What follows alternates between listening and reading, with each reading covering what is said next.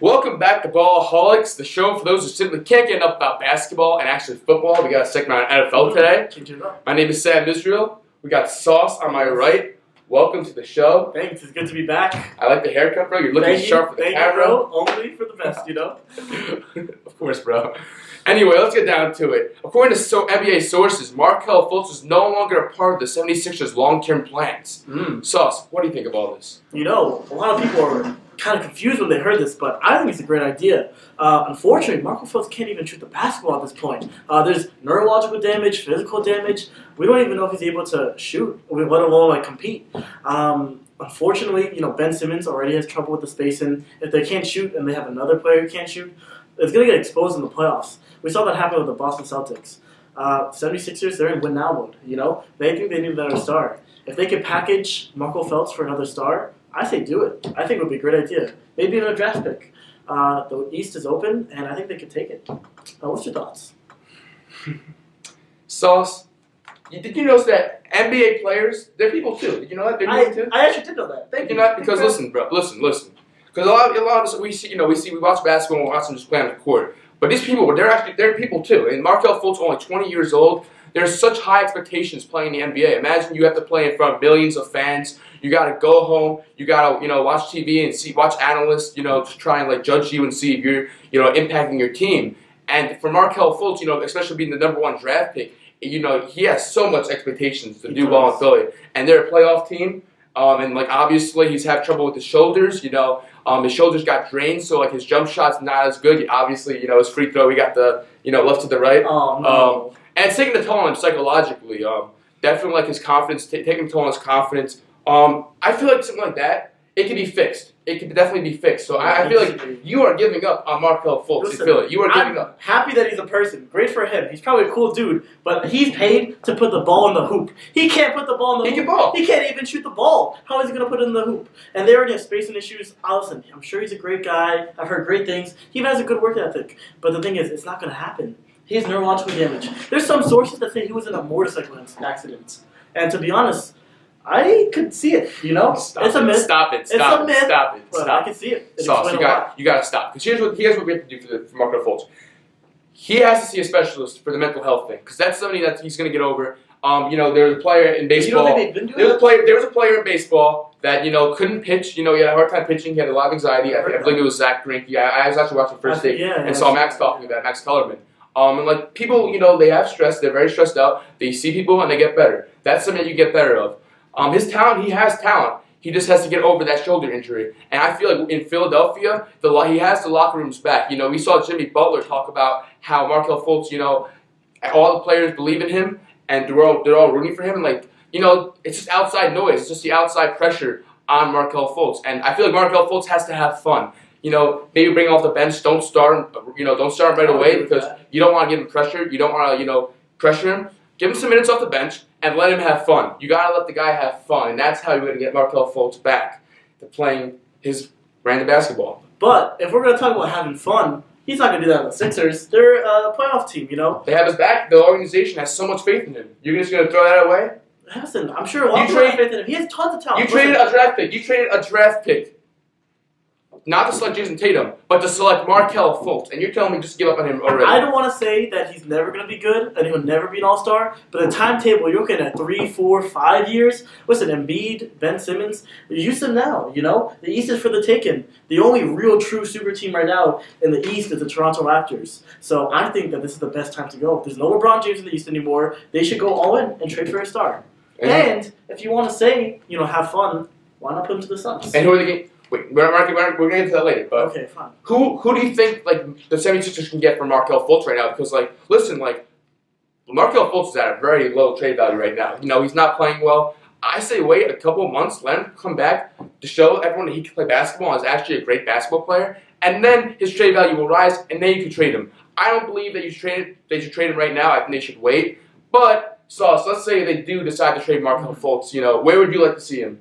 I would love to see him on the Suns, actually. That's my number one destination. Yes, I said the Suns, alright? I'm not joking right now. I think the Phoenix Suns is actually a great place for him. If you want to talk about having fun, he's going to have fun on the Suns. The Suns are not even a playoff team. They're a 14th place team, But the good thing is they need to start a PG extremely badly. And Marco Fultz will be able to play on the Suns, have many minutes, and have no pressure. You don't think he's going to have any expectations on the Suns? The only reason everyone even cares as much is because he's on the 76ers. If he's on the Suns, no one would even talk about him. Fultz would have great spacing on that team. He'd be able to kick it out. Devin Booker, he could run the pick and roll with DeAndre Ayton. Unfortunately, with the 76ers, they have their own spacing issues already. And then you add Marco Fultz to that, that's kind of tough. But the Suns, they're a pretty good jump shooting team. And I think that with the lack of pressure and the kind of, low kind of pressure environment and just have a fun time, I think they could work.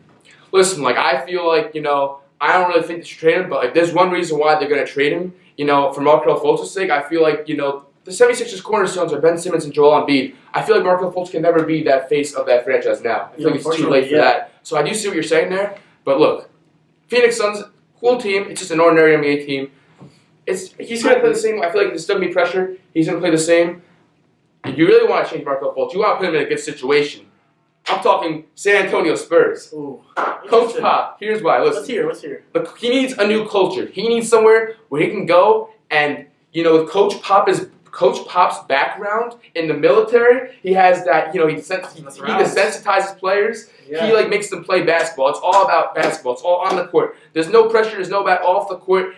In San Antonio, it's all about your teammates. It's all about making the team better. It's not about yourself. It's not about being the #1 draft pick in San Antonio. It's about helping the team in general. And I feel like with Coach Pop, at the helm, especially the player development that you get in San Antonio. I mean, we saw Danny Green and Gary Neal in the playoffs in the 2013 NBA Finals. Yeah. And I never even heard of them before that. Yeah, and he became primary Coach Pop gets the best out of his players. And obviously, also, we're looking at that fit with Markelle Fultz and DeMar DeRozan. Look, I'm not saying that Markelle Fultz is Kyle Lowry by any means. They're both all-around players, though. Let's get to it. If Markelle Fultz gets his jump shot, which you saw at Washington State, they both have jump shots. And I feel like DeMar DeRozan would be, there's so many veterans also on the San Antonio Spurs. You got LaMarcus Aldridge, Paul Gasol. You have so many veterans. And I feel like that culture, if he goes to a team where you have the culture, I feel like that can actually propel Markelle Fultz to go back on track and be a good player. So you're saying if anyone can do it, Pop can do it? It's going to be Coach Pop. I like that. Interesting. Well, I actually had a dark horse candidate for this too. Surprisingly, the Cleveland Cavaliers might actually be the place for Marco Fultz. The Cleveland Cavaliers? The Cleveland Cavaliers, okay? Tank for Zion, or you have a perfect tank commander right there. Listen, the real reason is because Cleveland is known for their medical facility. They're known to have the best medical facility in the entire NBA. If anyone can fix him, doctor-wise, listen, we want to prepare him first, okay? You're thinking playoffs, you're thinking the Spurs. What's he going to do if he can't even shoot? The Cleveland Cavaliers! Get there first. You have to push the cart before the horse. He's not even there yet, okay? First, he needs to be in good shape. He's not in good shape. He's going to be the new LeBron. Quote me. I thought, you said the Phoenix Suns. I was like, you know what? It can't get worse than this. And then you just said the Cleveland Cavaliers? Listen, you said... What are you on, bro? Give me what you're on. I want some of that, whatever you're on. I got a guy. You got a guy. I can obviously tell, we can obviously tell, the audience can't tell. Yeah. Oh. That was perfect. I think we pretty finished anyway. Yeah, so it'll be interesting to see where, what happens to Markelle Fultz, If he goes to Cleveland, like you're saying. He might. Obviously, I'd like to see him go to San Antonio, but we'll see what happens there. Hopefully they get their act together and the 76ers play well. Yeah, I hope so too. Another quickly developing story in the NBA is LeBron James actually ignoring Luke Walton's play calling. Yeah. This is crazy. I mean, Sauce, what do you think about LeBron actually ignoring, trying to call his own plays, the Lakers? People... They love to give LeBron the benefit of the doubt. I love LeBron, alright? He's my favorite player. But at the end of the day, this is not okay? You're talking about the coach right now. Luke Walton is the coach. Is LeBron James the coach? This is on Cavs, okay? This is not the Cavaliers. This is the Lakers. The Lakers, a storied franchise. He needs to allow his coach to coach. Do you know what happens when you don't allow your coach to coach? There's locker room issues. Now, who do I follow? Do I listen to LeBron? Do I listen to Luke Walton? Who knows, And you're kind of diminishing the power of the coach and running in his own plays. Listen, LeBron James, don't get me wrong. He knows what plays to run. He's a smart guy, okay? He is probably one of the smartest basketball IQ players of all time, okay? And probably the smartest in the league right now, too. But at the same time, you can't be having the LeBron system all the time. He's getting older, and I hate to say it, but he's a human. And we talked about humans before. He's a human, and he's getting older. He needs to have less kind of strain on himself. He can't be doing everything again, you know? He can carry a team, but come playoff time, we want him to be ready. Listen, he needs to listen to Luke Walton, run his plays, and, you know, the rest of the team are going to follow suit because they follow LeBron. If LeBron stops listening, everyone does. But let's hear what you got to say. All right, listen, Sauce, listen. You know, any other player, you know, any player in the NBA, you know, that disobeys their coach's orders on the court, you know, that's a big problem. There we go. But case closed. Who are we talking about here? Oh, who are we talking about not here? Closed. Okay. We are talking about the 3-time NBA champion. We're talking about the 14-time All-Star. We are talking about the 4-time MVP, LeBron James, the GOAT, the guy who rivals Michael Jordan for the number one player in NBA history. Are you seriously, you know, saying that you'd rather have a role player on the Lakers than Luke Walton? You know, I'm just saying Luke Walton was a scrub. You know, he was a role player on the Lakers a couple years ago. You think he's smarter and has a higher IQ of basketball than LeBron James? Wait, so Steph Curry? You are seriously mistaken. He is a 3-time champion. Can Steph Curry? Steph Curry's no LeBron James. But he's Steph Curry's no LeBron James. 3 times champion. Now LeBron James, not 14-time All-Star. 2-time MVP. Unanimous. First unanimous MVP. Kind of crazy, right? Listen, why does he get the now you're saying that Steph Curry is on LeBron James' level? No, but why does he get a pass and no one else does? LeBron James, the number one player. Look, you brought up a really good point with the team chemistry. That's because I do agree with your point with like how it's a big locker room problem if your best player isn't role modeling, listening to the plays, then other players aren't.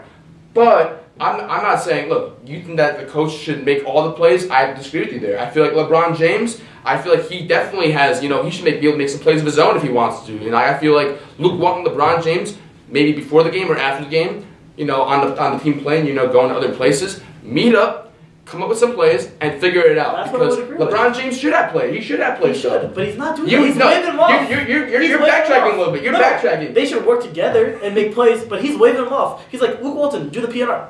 No. Step back 3. You know, I'm good. You're backtracking now. You were saying let Luke Walton be the coach and do everything. No, not doing I'm saying let LeBron also. If he can work with LeBron to make plays, that's great. That's the best of both worlds. But right now, it's the worst of both worlds because Luke Walton's not getting the coach. He's not getting the ability to be a coach. And LeBron is just taking over, okay? If LeBron works with Luke Walton, then that would be perfect. But right now, he's waving him off, doing whatever, and that's not okay. I agree. I actually agree with you. He should not be waving off the coach. And, like, especially, like, you know, actually, like, on the court, you know, because, like, you know, the media picks up on it. You know, the teammates pick up on that. And, like, that's definitely not good for the culture, you know. That sort of happened in Cleveland when LeBron was, like, you know, that's why we all made memes about, you know, LeBron James being the coach in Cleveland. I mean, I definitely agree that, you know, as Magic Johnson said, actually, you know, the report came out, Magic Johnson saying that, like, you know, Luke Walton, like, LeBron can't do that, like, wave, you know, Walton off. I completely agree with that. Because it shows that, you know, the Lakers are a stable, you know, franchise. They're a stable organization, you know. Yes. It's not the Cleveland Cavaliers where it's like, yeah, you know, you gotta follow LeBron James no matter what he does, you know. And honestly, if you look back at it, you know, you look at LeBron's previous coaches, Ty was considered a joke. He was a meme, you know, he was a fish, you know, nobody even took him seriously. But then you look at the only coach that really got LeBron James down, that was Spo. Pat Riley and Spo actually managed to lock down LeBron. And why did that happen? Because Spo was a top 5 coach. But even then, they had struggles. There's reports that LeBron wanted Spo fired in his first year in Miami. Listen, LeBron wants control, and that's understandable. He is the best player of this generation. But at the same time, you need a great coach and a great front office to hold him down. And look what happened. He played Defensive Player of the Year defense. He carried the offense, and they won 2 chips. You know, LeBron can win a few chips if he allows his coach to coach. And I think he should do that. For sure. All right.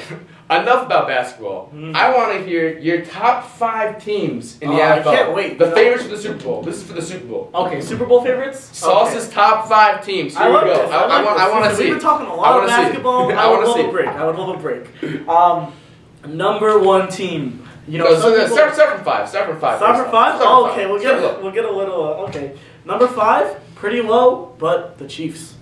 The Chiefs at number 5. Chiefs are top. Nope. Chiefs at 5, and I'll get into that.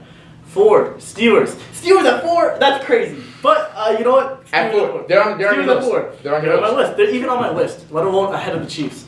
Rams at 3, Patriots at 2, and the New Orleans Saints at the number 1 spot. Some people are going to hate me. Dallas. Oh my gosh. Some people are going to hate me for that one. Listen, fluke loss, but the Saints is the best team in the NFL right now, and they're the Super Bowl favorites. They will demolish the NFC East, or just the NFC, and they will beat the Patriots in the Super Bowl. That is my take. And you know what? Running through the teams, Chiefs, they're a great offense, but the defense, you saw them give up 54 points to the Rams. Not going to work into the You NFL have the playoffs. I just realized just now. It just sank in because Yes. you have the Steelers above the Chiefs. Yes. Above the Chiefs. Yes. Correct. It's a dysfunctional team. Yes. Above a They don't team need Le'Veon. with Patrick They don't need Mahomes, Le'Veon. Tyreek Hill, and who? I'm blanking out on James the running Conner. back. Who's the running back? James The running back Conner. on the running back on the Chiefs. Oh, Kareem Hunt. Kareem Hunt. You're sleeping on that offense. Listen, that's a great offense, but On that offense. defense, the defense Come on, man. though, NFL defense wins championships. And And the defense is too weak. Steelers defense still pretty good, and their offense, you can never count out Big Ben. And now James Conner, looking like Le'Veon Light. You know, Le'Veon doesn't even play this. Looking like Le'Veon Light, all right? And if you're laughing, tell that to my fantasy team, okay? Because James Conner is killing it, okay? Yes, I put the Steelers ahead. They have the playoff experience. Big Ben knows how to lead a team. Patrick Mahomes, he's a great player, possible MVP, but he's kind of new at this. We don't know how he's going to fare in the playoffs. And we're talking about Super Bowl, okay? I don't know. I'm a little nervous for him. Rams at number 3. Again, slightly better defense than the Chiefs. Actually, good amount better, you know? But again, the defense not good enough. Offense is good, but I don't think they will take it. All right. Patriots, though.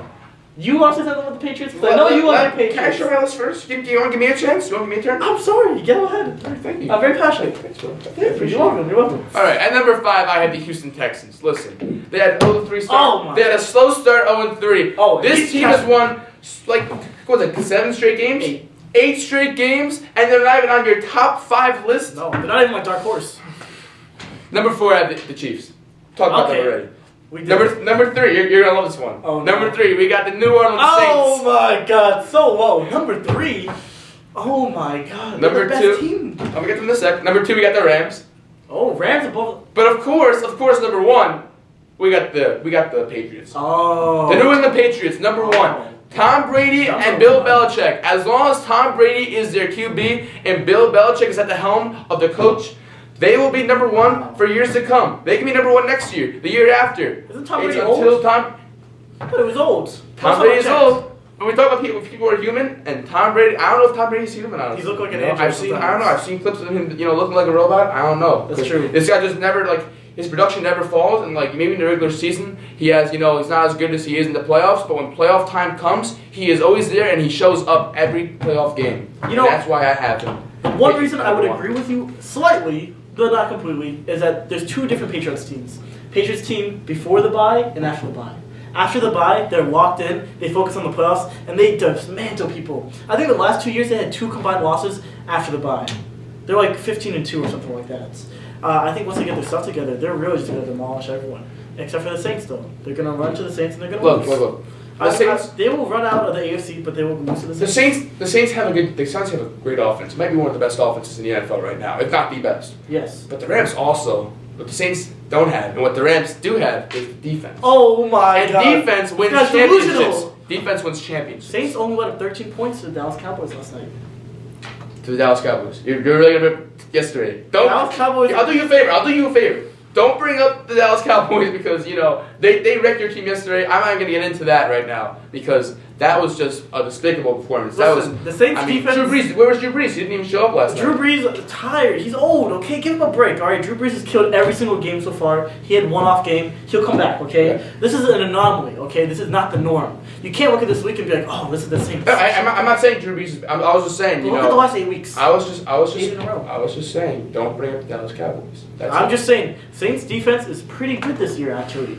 Saints defense is good. And with that offense, listen, Alvin Kamara. Oh my God. Can I say enough about him? Mark Ingram. Mark Ingram would start on most teams. You have the dual combination of Alvin Kamara and Mark Ingram. It's ridiculous. Then you put Drew Brees, one of the best quarterbacks in the entire league. Yeah, for sure. Arguably top 3. He can be MVP this season. He could be MVP. Drew Brees is great. I hope he does. He never got an MVP and he deserves it. I mean, I drafted him late in my fantasy league, and he's paying dividends for me right now. He is. He has been killing it. I mean, they're a very good team right now. Michael Thomas, they're killing it. I just can't see them losing. They're just such a stacked team right now. And they could have had Des Bryant too. I don't want to talk about them. They could have had Des Bryant. They're such a stacked team. I just can't see them losing. Last year they lost on a miracle play by the Vikings. It was heart-wrenching for me. But at the same time, we saw what they're capable of. They were so close to winning to the Vikings. They might be able to make it this year, all the way. And I would love to see it. You think they can beat the Patriots? I think we can beat the Patriots. Drew Brees, Tom Brady duel would be amazing to watch. That would be so fun to watch the Super Bowl. That would be a treat. I'd get my popcorn, my soda. That would be amazing. That would be a great to watch. I can only hope that our top only season Patriots end up being in the Super Bowl, because that would be such a fun Super Bowl. Yeah. But there's a lot of good teams. Quickly, dark horse. I have the Bears. But I respect it. Khalil Mack defensively for that team, I feel like he really transformed them. I feel like once they got Khalil Mack, that team never looked back. And they had a good defense, and now it's and even the Mitch Trubisky, he's been playing nice too. He's really come together. I give him a lot of respect too, because when the Bears drafted him at number 2, people were laughing. I wasn't sure. I was a little skeptical. I was like, is this guy number 2 overall? It's really high to take a QB. It was gutsy, but it's paying off. It's obviously paying off for them. They're playing very well. No, seriously, people thought it was a fluke, and I don't know. Look at them now. And they're doing really good. The one thing about the Bears, and that's why they're a dark horse now, top 5, they just always seem to choke. When you always have expectations of them, they always fall flat. And I'm looking at it right now, and I'm scared it's going to happen again. Bears fan knows they're cursed, but hopefully they can break the curse. But Bears, they're very good. And I did like your Texans pick too. That was interesting. Oh, you love the Texas pick, yeah. It's gonna be interesting. It's gonna be interesting to see how it really pans out. The playoff. Obviously playoffs are coming. Up very soon. And, it's going to be interesting to see which teams, really get it up in the playoffs, and I'm confident the Patriots are going to do that. I feel like the Saints also. I feel like the Saints with Drew Brees, veteran leadership. And I feel like that offense, again, with Mark Ingram, you got Kamara, you got Michael Thomas now. Yeah. I mean, that team is stacked offensively. I don't know how they only put up, 10 points yesterday? It's ridiculous. I actually can't believe it either. 10 points. 13 to 10. I actually can't believe it either. But, the year that the Saints won the Super Bowl, they won it through their running and their passing. But they won it more through their running and their defense. Surprisingly, they had a great defense and a great running game, and Drew Brees was more of a supplement.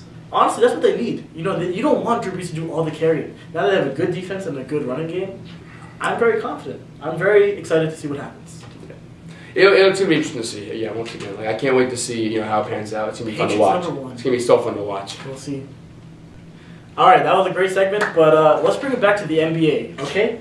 This is Ballaholics. Back to the NBA, okay? You trying to ride with the NBA, okay? Yes, of course. For this segment, I want to do some shout-outs. There's been some underrated players nowadays. People don't even realize it. NBA is full of talent, so let's do some shout-outs. You got any? Dude, I got any. I got a lot. I got a list, bro. I got a list. And okay. Number 1, shout out to the Los Angeles Clippers. The whole Clippers. The entire team. Entire team. Who expected the Los Angeles Clippers to be the number 1 seed in the Western Conference? I didn't even expect them in the playoffs. They're ahead of Golden State, Houston. So many title contenders. Yes. And the Los Angeles Clippers, what I love about them is it really epitomizes what team ball is. Let me just read off the players to you. There's so much depth there. Tobias Harris, Boban, Danilo Gallinari, Lou Williams, Shai Gilgeous-Alexander, Montrezl Harrell. He's having a career year too. No one talks about him. 17 points. He's doing great. Marcin Gortat, Milos Teodosic, Avery Bradley, Patrick Beverley. I can go on. Crazy, but all those players are great too. They're all such good players. This team doesn't have a superstar. But they're just all so good, and especially shout out to Tobias Harris, because that guy, he gets slept on so much. He's such an underrated talent. People were saying, "Oh yeah, he's having a breakout year this year." He's been having a breakout year since he was in Detroit. Yeah. And you're saying that now, it means that you don't follow basketball at all, because he's been slept on so much. He's averaging 22 points with 9 rebounds, has a 53% field goal percentage. He's just been so good. He's been so good. He has to be an all-star this season. If he's not an all-star, I'm gonna flip out, because he's been slept on for so long, and he's a great offensive player, great weapon, and I feel like he's just a great player. Overall. No, I love the Clippers. I love the whole team. I love when the team doesn't have one specific superstar, but they still kill it. Oh yeah, look at the Jazz. Oh yeah, number 2 seed, by the way. Yeah, that's rough. But also, that's due to of course, Doc Rivers. Yes, he's such a good coach. He was getting hell because your team sucks. You're only good because you have Chris Paul and Blake Griffin. Mm-hmm. You're only good because you had Paul Pierce and Kevin Garnett and Rondo in Boston. Well, now we get to see the coach Doc Rivers, and special shout out to that entire organization, and Jerry West as well for orchestrating so much trades, and they have just. They're just did an amazing job. I'm so proud of them. I'm so proud of them. Me too. Honestly. And I don't know if you're a big fan of horror or scary stories, but let me tell you something truly frightening, okay? The Los Angeles Clippers can free up 2 max spots for next season for the free agency. And do you know who's in the free agency? A lot of big names. A lot of big names. A lot of big names. They get 2 max contract players in addition to this. I don't know. We're really looking at a real big threat to the West. Lou Williams, Tobias. Lou Williams, so good. Yeah, who do you have? Who are your shout-outs? Because I can talk about the Clippers for a while, for days. I'm just so proud of them. I'm not even done with the Clippers. I want to know Boban Marjanovic. Boban. I can't even say his name. Boban Marjanovic. 7'3". This guy is insane. He made Anthony Davis look tiny. He was holding up the ball and Anthony Davis couldn't even touch it, okay? But Boban, the funniest statistics I've ever seen, he is statistically, and stats aren't everything, the most efficient scorer in NBA history. Scoring 1.6 points per possession. Don't get carried away. Now, let's not get carried away. But his statistical impact can't be denied, though. He only plays a limited amount of minutes. He's 7'3", for example. He can only take so much physically. But the things that he brings to the Clippers is insane. You put him, anytime he's on the floor, they make a run. It's just insane. They can't stop him. He's actually very talented for his size. He actually has some pretty good dribble moves. He can do a few floaters. He's not just a 7'3" dunker, He's not a glorified DeAndre Jordan, who also has been doing better on the Pistons. But at the same time, on the Pistons. Yeah. DeAndre Jordan. I think you're confusing former, Oh wait, sorry. Blake Griffin and you're right. DeAndre I was thinking the other Clippers. Yeah. Mavs. Thank you. But again, that's actually to my second point. That's why I was thinking of that. Shout out DeAndre Jordan for increasing your free throw percentage. He went from 58% from the line to 77%. I think LeBron should go to DeAndre Jordan's free throw camp. Maybe he can order. That's a good one. I like that. He can order for it. He was averaging over 80% free throw percentage. He was. At some point, a couple weeks ago. He such great strides. I'm so this another player you just gotta shout out. You gotta shout out. You gotta get the shout out. Yeah, he's honestly it's impressive, and a lot of players struggle with the free throws, but he's a paid NBA athlete. He should be able to make his free throws, and he has come to that realization, and he has. And now he's not just a dunker. He gets to the line, and he was taking the technical fouls. I was gonna say that. Yeah, he's taking the technical fouls now. That's just awesome because he missed it though. He missed it. He did miss it, but before it was getting hacked, and now he's made so many strides. It's just amazing to see. For sure. You got any more shout-outs? NBA's a big league, The NBA, it's a great league. This one, you guys were, I'm sure, you were waiting for me to say. I'm just gonna say, Kemba Walker has to be said, and he might be the biggest one on this list because he doesn't get enough love. This guy, he really doesn't. Right now, he's 4th in scoring. He's averaging 27 points, 6 assists. His team is the 6th seed right now. This dude. I feel like he's a top 3 point guard in the league right now. Whoa. I think he's a top 3 point guard in the league. I feel like he's been slept on too much. Steph Curry, Russell Westbrook, Chris Paul hasn't been playing. Who's next? Kyrie Irving? Is Kyrie Irving really better than Kemba Walker right now? Dame Lillard's very good. He's pretty good. Maybe Damian Lillard and Kemba Walker are around the same. You say Damian Lillard's better. I say Kemba Walker is better. I think that's very close right now. At this point in the season. Overall, I do believe that Damian Lillard is a better player. Yeah. But we're talking about right now. Kemba Walker is doing wonders for that Charlotte Hornets team. At least Lillard has CJ McCollum, Joseph Nurkic. Kemba Walker. Who does he really have? Hornets shouldn't even be in the playoffs. They shouldn't be in the playoff race. They should be tanking for Zion. It's such a bad team. Besides, Kemba, he's doing all the carrying. He's been cooking. He's averaging more points than Kyrie. He's better stats, and his team is doing better. Even though the Boston Celtics are loaded. Yeah. With Gordon Hayward, Jason Tatum, Jaylen Brown. And another player who's underappreciated and he's gonna be an All-Star season, no doubt, and hopefully he starts in the All-Star game as well. Yeah, I'm happy. He's starting to get some recognition, so I'm happy. But if he's on the Hornets, he'll never get the fame and credit that he deserves. So we'll see what happens with him.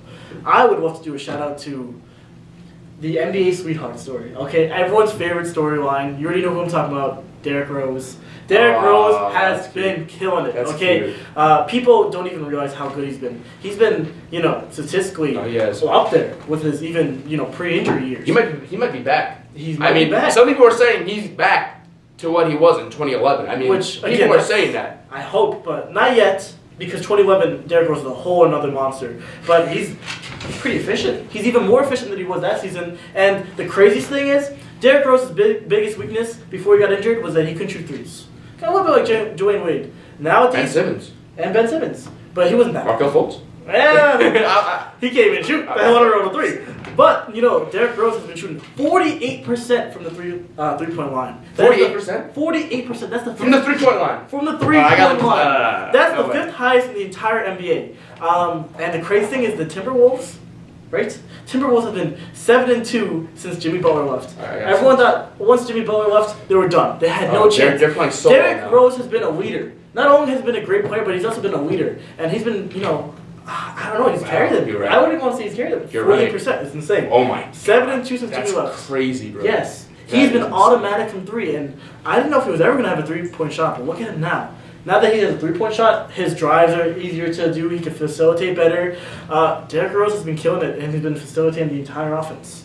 And it's like look, back. Yeah, I mean, it's like you never wish injuries and it's unfortunately what happened to him. So sad. But it's like in a way I feel you gotta embrace everything that happens to you. Like stuff happens, things happen for a reason. I feel like, and like for Derrick Rose, it really, since he wasn't able to drive that much and he couldn't be as explosive as he was, before, he had to work on his shot, and now I almost feel like he's a more complete player now. He could shoot threes, he could drive still. He can still drive. He can shoot. He's more complete now. So I'm not gonna say he's back. The 2011, he'll never be there. It's upsetting, but he'll never be back to what he was in 2011. But I still believe he's a very good player. I mean, and obviously he could. I mean, I'm not gonna call him a star. I'm not calling him an all-star in the West, but he's a very good player. He's a very solid player for Minnesota. He might get some votes. Honestly, if it wasn't just for it was just coming back, his coming back story, back and get him an all-star battle along. Honestly. Yeah, I give him a vote just for that. I do too. Because I feel like not a lot of players can bounce back from an ACL injury. I mean, that's really hard to bounce back. That's a great not story. a lot of players do it. No. And on two knees too, on two legs. Yeah. I mean, major respect to Derrick Rose. Of course. As well. It's a great story. It's I'm very happy for him. No, for sure. I guess someone else I want to shout also another great story. Is actually on the Knicks, Alonzo Trier. Okay. I don't know if you ever heard of him. I have. Yeah. This guy went undrafted. Wasn't supposed to be in the league. He got passed by 59 teams. Literally, you mean 59? 59 picks. 59? No, he wasn't drafted last. Oh, he was undrafted. I said it. He was 30 teams. Well, 59 picks. Well, the Knicks actually, picked him. Mm-hmm. The Knicks signed him. Mm-hmm. So, and this dude, he worked so hard. His work ethic, nothing was given to him. He earned everything he got. He came to Knicks training camp. He was supposed to get cut. He said, "No, I'm not getting cut today. I'm going to be on this team." Not only is he on the Knicks roster, he is playing some solid minutes on the Knicks. He's playing some solid. He's playing 29 minutes. He's averaging 11, 12 points, 49%. I mean, that's great. You got to be happy for a guy like that. We talk about the Knicks drafted Kevin Knox and Mitchell Robinson, and those were supposed to be the rookies that those were the storylines for the Knicks, Yeah. But out of nowhere, now we're talking about Alonzo Trier. And what happened to Kevin Knox? And he's hit some clutch shots, Alonzo Trier. He has some very clutch shots, and he's a scorer. He's ISO Zo, as we say, and he's great for my beautiful Knicks, my beloved Knicks. And I feel like he's someone we definitely build around, and it's only a matter of time when we give him an actual NBA contract. He deserves it for sure. Yeah, great player. I would want to shout out probably the most slept on player, I believe, is Robert Covington. He is. No one realized how impactful he is, but he was first team all defense for a reason. He's shooting 40% from the 3-point line, and his defense cannot be understated. He had a plus 44, I think, in their wins against the Spurs. Robert Covington has been killing it, and he's been integral, and I think both teams won the Jimmy Butler trade. For sure. One more player quickly before we go on to our next segment. De'Aaron Fox for the Sacramento Kings. I mean, the fact that you're a playoff team a couple weeks ago, and obviously now you're not, but being a top 8 seed, I mean, for that long period of time, averaging around 17, 18 points per game, efficiently. I got to give him some respect. De'Aaron Fox, I mean, they have a bright future in Sacramento with him. They really got the draft pick right there. They did. And just a great player. Another guy we got to give a shout out to. Yes, a lot of players right now giving shout outs. So good. Just so many good storylines in the NBA. It's great to watch. It's great. Yes. It's great. All right, enough about shout outs. It's time to get to my favorite segment. You guys already know. The shortened version, we're gonna be short, but it's gonna be the what you doing, the shortened version of what you doing. What you doing? So, number one, we got this NBA referee. Check this out. Oh man.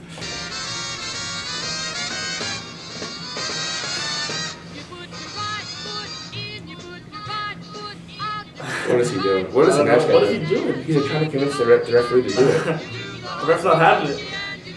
Oh, the ref's having it.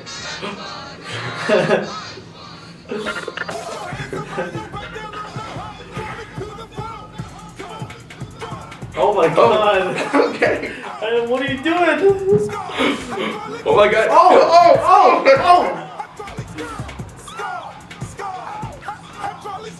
Oh my god, I did not expect that. Alright, now we know what he does with his off time. Yeah. Hi. Oh no! No, what are you doing? Oh man. What are you doing, NBA ref? Oh my god. He has some good moves though, I'm not gonna lie. Jesus. Alright. Number 2, we got Joel Embiid. Oh, this is gonna be great. You guys have been so dominant at home to lose to a 2-14 team. What happened? Like Tristan stated before the beginning of the season, the Cavaliers still won the East, so they came here tonight and the proof is that. Oh no, he didn't say that. Oh, he didn't bring up the Tristan Thompson. He didn't bring up the Tristan Thompson. Oh my god, that's. Oh my god, that's too funny. funny. I mean, they lost, but like they think that I think he got a W. I feel you just won that. I think he got the W in the end. Honestly. And number 3, we got Boban and Toby. Hey. Tobias Harris. Just go in and just slam dunk. I love that. I love that leadership. They got their own podcast.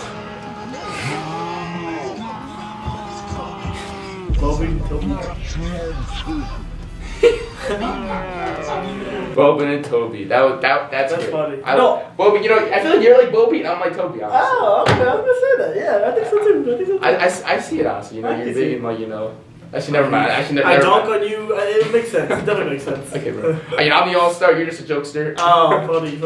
I'm the most efficient scorer of all time. And those are what you're doing for now. You know, whichever ones you like let us know. Yeah. My favorite has to be the NBA referee. I mean, that's crazy. He really put the moves on there. Yeah. That was. I'm a big fan of Joel Embiid. That's too funny. So as you guys may have saw in the game a couple weeks ago, you know, Kevin Durant and Draymond Green had, they had a little, beef, with Kevin Durant, Draymond Green bringing up the ball, not passing to Durant. Mm-hmm. Do you think this is signalizing the end of the Golden State Warriors dynasty? It's kind of looking like it. Yeah. It could be the beginning of the end. Golden State Warriors have been a dynasty, as everyone has known in the NBA, but it's looking like it's starting to be the end of it. Don't want to repeat myself, but regardless, they might not be a dynasty. That's possible. But no matter what, Golden State will always be an elite team as long as they have Steph Curry and Klay Thompson and Draymond Green. And at this point, they might not even need Draymond Green. But if the dynasty comes to an end, we shall see. Honestly, I feel like dynasties like the Golden State Warriors, when you're so dominant, they don't really end by there's not really another team that's going to come in and take the throne. But it's the egos of the actual players on that team. It's the culture, and I feel like Kevin Durant and Draymond Green, they're toxic to the culture in Golden State, and it's really it's affecting a lot of other people in Golden State, like DeMarcus Cousins, Steve Kerr. The culture, Steph Curry, Klay Thompson, and it's not looking good for them, honestly. Kevin, again, I feel like with Kevin Durant, I feel it's a feeling, sort of a mutual feeling. With Kevin Durant, it's an attitude towards him. It's Draymond Green has it, some of the Golden State Warriors players have it. It's listen. The only reason you have your 2 or maybe 3 rings now is, come on, you joined us. That's why you have your rings. You're nothing by yourself. I feel like it's sort of a little Draymond Green's Durant, you can't win without us. It's almost like daring him to leave. It's you can't win without us because even when in that scuffle with Kevin Durant and Draymond Green, Draymond Green even called him out. He's where are you going this offseason, huh? You think you're going without us? He was calling him out, and that's how you know it's starting to end. And I saw an Instagram post a couple weeks ago with Kevin Durant's brother commenting. It's this is the end. He was just this is the end. Kevin, you're out. You're definitely out of this now. Yeah. And I mean, you have to be worried if you're going to say that Kevin Durant's possibly going to leave. I mean, if Kevin Durant leaves, as you said, I still believe they'll be an elite team. They won 73 games without Kevin Durant. Yeah. But again, they're not going to be a dynasty. And I feel once Kevin Durant leaves, the whole thing can fall apart. Draymond Green can get traded. DeMarcus Cousins obviously will leave after this year to get his proper money, and it's definitely looking like it's coming to an end. Honestly, I mean, it's interesting for sure. Who do you like? If honestly, I want to say one final thing on that. Draymond Green, he's complaining that he's shouting out Kevin Durant. You joined us. You came to us. He's calling him out a little bit. He's calling him out, but at the same time, Who called him in the parking lot and said, "Come to our team, we want you to win with us"? They did. He called him, okay? So he can't complain about Kevin Durant asking for the ball, doing this stuff, because he's the one who brought him to the team, okay? They all begged for him right after the finals loss to come to the team. And look, this is what you get. You get the good, you get the ring, and you get the bad. You get this too, okay? I don't know what he expected, but, you know, when you're looking at the NBA MVP, or one of the NBA MVPs, one of the best scorers of all time, and you're Draymond Green, you give that ball up, and you have to give up your ego too. Draymond Green, his ego is getting a little too big at this point. Well, I don't know about that specific play. I feel like Kevin Durant should have went up, and I feel like I do agree with Draymond Green to go up with the basket. Because listen, here's why. At that point, if you pass to Kevin Durant, you're slowing down the pace. You're allowing the defense to actually set up before the play ends. With Draymond Green running up the court, if he was to run up, now the defense, they're not set up now. And now if Kevin Durant actually ran up, Draymond Green could have dished the ball to him, and he could have shot and won the game. That could have been interesting. So that's controversial, but it's not even on that because it's one game. The Warriors. It's more of a bigger problem. It's the bigger picture, and I feel like Kevin Durant has a huge reason to leave. He already has his 2 rings. He's gonna have 3 after the season. Yeah. He's gonna want a new challenge. I feel like. Because we know Kevin Durant, probably one of the most insecure superstars we've ever seen. When he heard that Draymond said that definitely hit him. He's at night, at bed, thinking about that. He's thinking do I need him to win? Can I win by myself? I haven't before. Human, yeah. He's a human. I mean, he might be a snake. He might be a snake. Part snake. I don't know if he's a human. Part snake, part human. He's definitely some combo. But yeah, I don't know. It's also tough because the Warriors, they only have so much contract room. Klay Thompson's gonna be a free agent, and Kevin Durant's gonna be a free agent. Yeah. It's interesting. It's who would you want? I know this might sound obvious, but if you're going to say who's your first priority? Is it Klay Thompson or is it Kevin Durant? This is a very good question. Shout out for this question, Sam. But, of course, on the surface, it sounds like a very obvious question. We all know who the better player is. Not that Klay Thompson's a scrub. Obviously not. But we know who the better player is, Kevin Durant. But, obviously it's not as simple as that. But, despite that, I'm still going with Kevin Durant for other reasons. I'm going with Kevin Durant because, first of all, he's the better individual player. In a vacuum, he's the second best player in the league.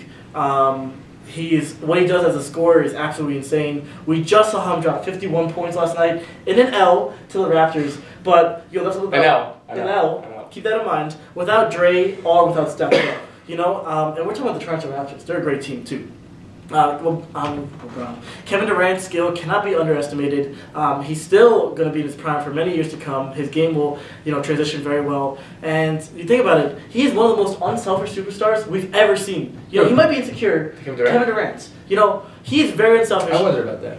I would say Steph Curry even more so, but because he definitely facilitated a lot and gave up a lot. Curry. But Curry did. But Kevin Durant and Curry go perfectly. They mesh so well together. We were worried one would take shots away from the other person, but no, they ended up working perfectly together. And pick and roll with Steph Curry, Kevin Durant is probably the most unstoppable move we've seen in the NBA for years. You can't win no matter what you do. So I think that they should keep Kevin Durant. Klay Thompson might be a better fit, but I think Kevin Durant's skill overcomes that. Listen, bro. We're not talking about who the better overall player is. We're talking about who the best fit is, and that's Klay Thompson. Oh. I said it. I'm gonna say it. It's Klay Thompson. Oh, he is the priority. He's the number Klay one over priority. Kevin Durant. He is the number one priority for the Warriors. You're crazy. Here's why. You gotta hear me out. It's in terms of fit. Klay Thompson, he's a catch and shoot. He doesn't demand the ball in his hands. He's perfect. He goes in tandem with the Golden State Warriors offense. Draymond Green going up with the ball. Durant had a hissy fit. You know who would never do that? Klay Thompson. Why? Because he's a catch and shoot guy. He doesn't need to dribble the ball all the time. He gets open. He knows how to find a shot, get a shot up, and once he gets his shot, it goes in. And he's just such an efficient player on that end. And also, not only is he his play style is obviously being a catch and shoot player, but that's his ego too. His game is it really shows you about his ego too. He doesn't defer. For Klay Thompson, he's such a not only is he a low maintenance guy, he is a no maintenance player. I mean, this guy. Look, you keep Kevin Durant. You sign Kevin Durant over Klay Thompson next offseason. I will. You might trade Draymond Green too. That's okay. That team now becomes Steph Curry and Kevin Durant, and then it's like Russell Westbrook all over again with Kevin Durant taking turns. Because listen, Klay Thompson helps the ball movement. Draymond Green, again, helps the ball movement. So now you have Kevin Durant, who's a ball hog. I think he's a ball hog. You're saying he's unselfish. I'm going to say otherwise. I'm going to say Kevin Durant's a ball. I think he needs the ball in his hands all the time. I feel like Steph Curry doesn't need to have the ball in his hands all the time. Steph Curry dribbles and he gets his teammates open. Kevin Durant, I'm not sure if I can say Kevin Durant makes his teammates better. That's interesting. But Klay Thompson, can succeed in any situation. You know, Sam, you bring up some great points, but I think you forgot the biggest point of all. If you sign away Kevin Durant, where does he go? Does he go to the Lakers? Does he go to another contender? Because any team he goes to becomes a contender. So if you give up Klay Thompson, that team will become great. It'll become much better. But giving up the second best player in the league, now you have more competition. Yeah, so listen, like, this is a really important point. And I feel like people don't think about this. If Klay Thompson leaves Golden State, not only is the ball movement going to stop, but Steph Curry is not going to be the same player he is. Oh, listen, can get his. Listen, man. Defensively, Klay Thompson always takes the tougher assignment on the perimeter. I know Kevin Durant's a good defender. He is. But in terms of perimeter defense, Klay Thompson always takes that guy. Steph Curry, without Klay Thompson, Steph Curry's going to be liable on that defensive end. That could be bad. He's not going to be good defensively. And also, of course, Klay Thompson, you have another player on the court that can shoot the three. Klay Thompson leaves, they're going to be smothering Steph Curry at the three-point line. The thing is, Klay Thompson's there now. They got to worry about him too. So now you're not as concentrated as much. You still are, obviously, because Steph Curry, the best shooter in NBA history. Yes. But some of your concentration is also on Klay Thompson shooting the three. So Steph Curry, not only does Klay Thompson help on the defensive end, but he also helps Steph Curry on the offensive end by giving him more, space to shoot threes. That's true. But, I think Kevin Durant could hold up that offensive load just as good, if not better. And defensively, that's probably the biggest struggle for sure. Because Steph Curry got attacked. The finals that the Cavs won in 2016, they attacked Steph Curry over and over again. They got him tired. They got him out of his comfort zone. We saw last year in the conference finals. Yeah, you're right. The Rockets were just doing pick and rolls and getting Steph Curry on the defensive end, just like capitalizing off that. Imagine Klay Thompson's not there, and you can just do that every single time without even doing pick and rolls. Yeah. I mean, if the Warriors do have to lose Klay Thompson, or they choose Kevin Durant over Klay Thompson, they need to prioritize a defensive first perimeter player. For sure, it'd have to be a catch and shoot. The same kind of player as Klay Thompson. But I feel like I feel like Klay Thompson, like, you need that. That's he is the huge. best 3-and-D in the You can do without Kevin Durant. They've done it before, but like, you can't do without a Klay Thompson on the Golden State Warriors. He's the glue. He's what holds the team together. And also, like I said before, like, I don't want to repeat myself, but like, his ego. Klay Thompson has no ego. He's a chill dude. Kevin Durant, it's just it's toxic, and like, all the media attention, you're a snake and this. Not only does that get to Kevin Durant, but that gets the entire team. Interesting. So, yeah, honestly, like, I think Klay's a better fit for sure. I still think that the talent oversees it. It's too much talent.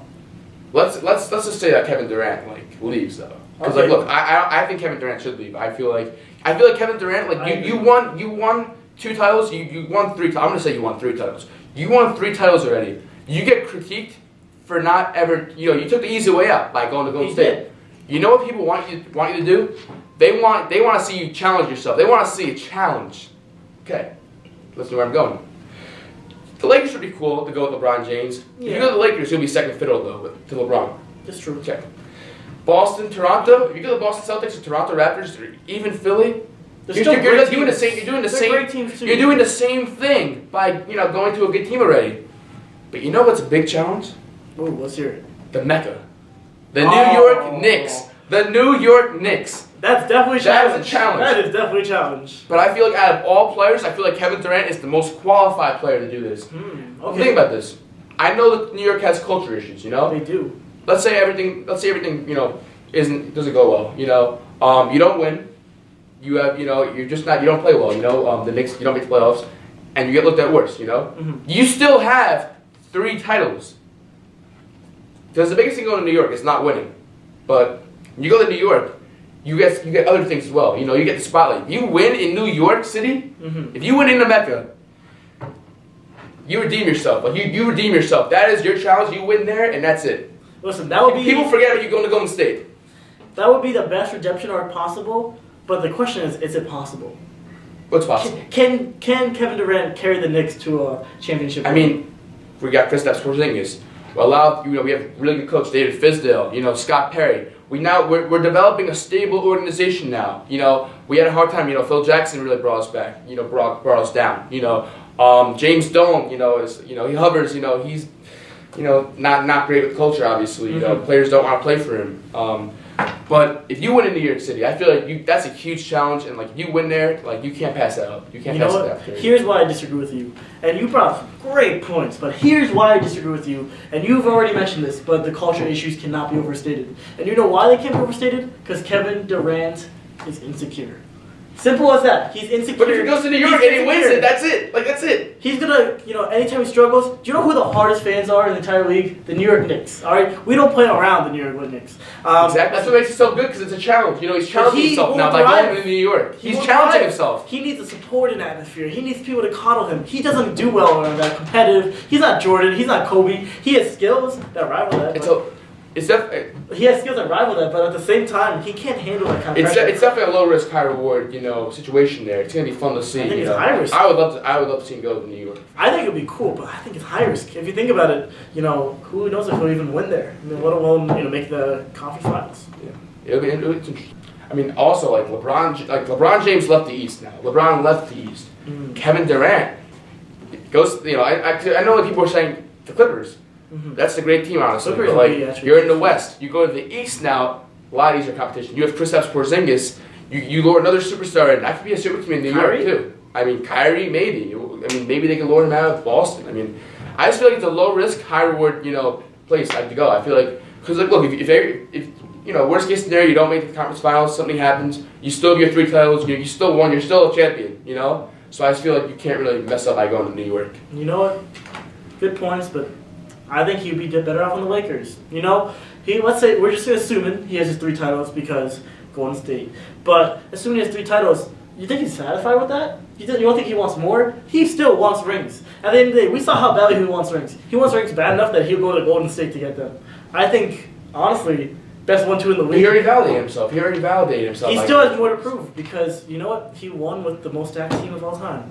You know what? He should go to the Lakers. LeBron and KD. First of all, just from an entertainment statement, how awesome would that be? It would be fun. We saw what happened when LeBron and KD doubled Steph Curry in the All-Star game, and he completely smothered him. Maybe a foreshadowing? We shall see. But you know what? People say that he'll be second fiddle. I don't know about all that, Steph Curry, LeBron James, he is getting older again. He is a human. That's a constant team today.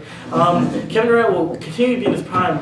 LeBron will be 34, 35. He maybe will take more of an off-ball role. Maybe Kevin Durant could run through most of the offense, and then LeBron could facilitate. And to be honest, that's all you need. But Kevin Durant's second. Kevin Durant doesn't want to be second anymore. He's been second his whole life. He's best at second. He should be drafted second. Drafted second. You don't think Kevin Durant can lead his own team? No. I want to see Kevin Durant lead his own team. We saw what happened. I want to see him lead his own team. Thunder. That's the easy way out. You're taking the easy way out if you go to LA because you're with LeBron. Yeah, and that's what he does, okay? He'll do it right at home. Take the challenge. Take the challenge. Kevin Durant does not want to take the challenge, okay? He's going to go to the Lakers because he doesn't want the challenge. That's the point, Kevin Durant, he is not built for this. But that's not good for his career. That's what he's been getting critiqued for his entire career, by taking the easy way out. Go to New York, validate yourself, and there you go. He's not going to change his ways. Mission complete. He's not going to change his ways. Listen, I would love if that happened, but honestly, Kevin Durant, that's what he's comfortable at. He likes being second fiddle. He likes everyone taking the pressure off him. He's not going to change. He's not going to change. I would love it. I think he'd be a much better player if he did, and he'd be a better leader, but he's not. Well, I completely disagree with you, but you know what? It's good to be I respect. I like the Lakers too. I would love to, obviously, it'd be really entertaining. It'd be very entertaining. I think either way, going to the Knicks or the Lakers would be a really entertaining. Honestly, any non-Golden State team would be very interesting because I want to see him take a bigger load. I want to see actual competition. And I want some parity back. For sure. Yeah, for sure. Honestly, and to be honest, we have no one's really talked about this, but the real dark horse, the Washington Wizards. Nah, people look at me like, what? But Washington, hometown. And Washington Wizards have a pretty good team around him. If he wants to prove himself, look at the Wizards right now. Everyone knows they suck. And if he could go to the Wizards and bring them a championship, come on. That's pretty redemption. He's not going to the Wizards. Going back home, that's like a LeBron to Cleveland-esque move. Exactly. That's he's like doing what LeBron did. Do his own thing. Go to New York. Go to the Mecca. Do what LeBron couldn't do. It's a good move. Okay. On that note, thanks for watching Ballaholics. That's all we have for today. Yeah. Great. Thanks for watching. Yeah. Thanks. Have a good life. Woo!